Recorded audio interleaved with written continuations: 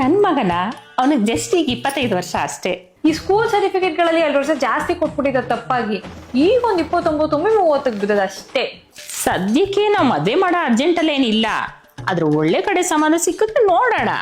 ಸಂಬಂಧಗಳಿಗೆ ಏನ್ ಸ್ವಾಮಿ, ಹೋದ್ ವರ್ಷ 100 ಸಂಬಂಧಗಳು ಬಂದಿದ್ವು ನಮ್ಮ ಮಗನ್ ಕೇಳ್ಕೊಂಡು.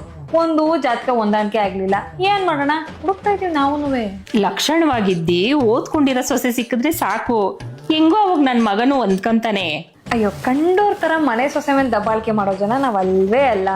ಯಾವ ಕೆಲ್ಸಕ್ಕೆ ಹೋಗದೆ ಮನೇಲಿ ಆರಾಮಾಗಿದ್ರೆ ಸಾಕು, ನಾವ್ ಹೇಳಿದ್ ಮತ್ತೆ ಕೇಳ್ಕೊಂಡು.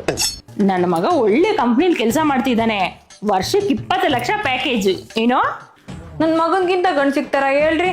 ಒಂದೊಳ್ಳೆ ಕೆಟ್ಟಭ್ಯಾಸ ಇಲ್ಲ, ಗೌರ್ಮೆಂಟ್ ಕೆಲ್ಸ, 50,000 ರೂಪಾಯಿ ಸಂಬಳ ತಿಂಗಳಿಗೆ, ಲೈಫ್ ಟೈಮ್ ಸೆಕ್ಯೂರಿಟಿ.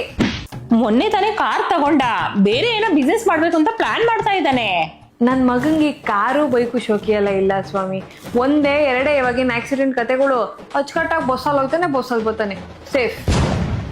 ಅಯ್ಯೋ, ನನ್ ಮಗನ್ಗೆ ಮದ್ವೆ ಬಗ್ಗೆ ಇಂಟ್ರೆಸ್ಟೇ ಇಲ್ಲ ಕಣ್ರಿ. ಆ ದೇಶಕ್ಕೆ ಹೋಗೋಣ ಈ ದೇಶಕ್ಕೆ ಹೋಗೋಣ ಅಂತ ಇರ್ತಾನೆ, ಫುಲ್ ಚಿಲ್ಲು. ಕೇಳದ್ ಗೀಳದೇನಿಲ್ಲ, ನಾನ್ ತೋರ್ಸಿದ ಹುಡುಗಿನ ಅವ್ನ್ ಕಣ್ ಮುಚ್ಕೊಂಡ್ ತಾಲಿ ಕಟ್ತಾ ಇರ್ಬೇಕಷ್ಟೇ.